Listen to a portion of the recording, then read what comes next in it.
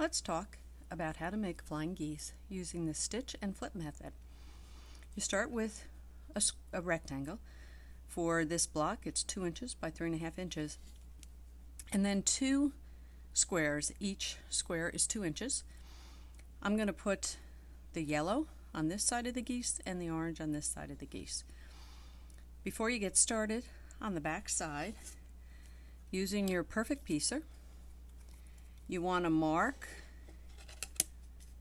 your point 1/4 inch from each corner and then draw a line between them with a pencil. And now, wrong sides together, you're going to line up the square along the edge of the rectangle. I like to pin my blocks with this small pins from Clover. These are applique pins, but they really work great for hand piecing. Now, I always use a double strand of thread with a knot because I like to make sure my needle is secure. Single strand works fine. Like Kristen's talked about before in these videos, you start at your point here that you marked. You come in from the top, back up, pull the needle through, and then always start with the back stitch.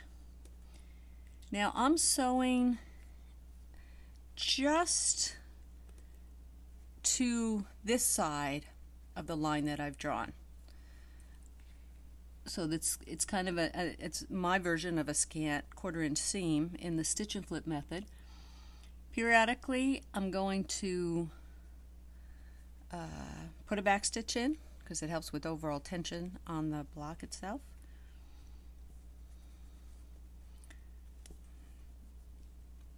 And then I keep going till I get to the top of the line that I've drawn. Got one more in here. And then I do a back stitch to secure it, put my threads through, and then I usually just run my needle under that last loop and then put it through the hole and kind of secure the knot that way. Okay, so now I've secured my first corner on. Before you do the next step, you want to make sure you're happy with it. You fold it back, you make sure it's going to get to the edge, finger press it a little, and then if you're satisfied, with a scissor or rotary cutter, you cut off the excess roughly 1/4 inch from the line. Now, sometimes I measure it, sometimes I eyeball it. And then you fold this back and you finger press, and now you have 1/2 of your geese in place. Now I take the other square, again right sides together, line it up so it's lined up with the corners, pin it in place,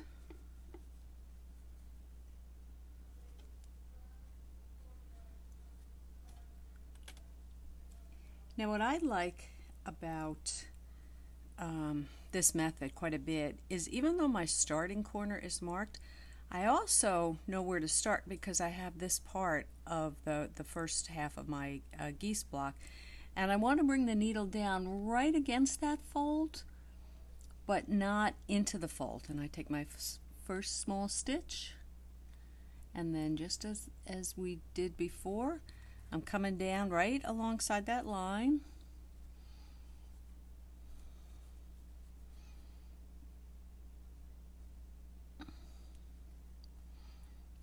Take a few stitches, pull the pin out of the way.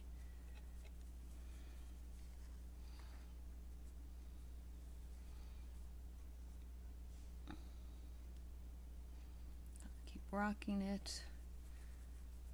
I love making these little blocks. I like flying geese, whether they're machine pieced or hand pieced.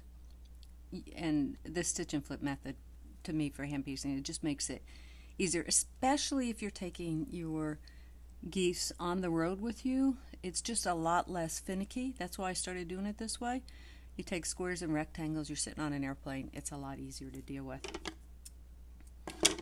Okay, so as before you cut, you're going to fold it back, and if you're happy with the way your geese looks, Then you're going to trim off your excess, and now you have a nice geese block. My finger pressing needs a little work, but thanks for watching, everybody.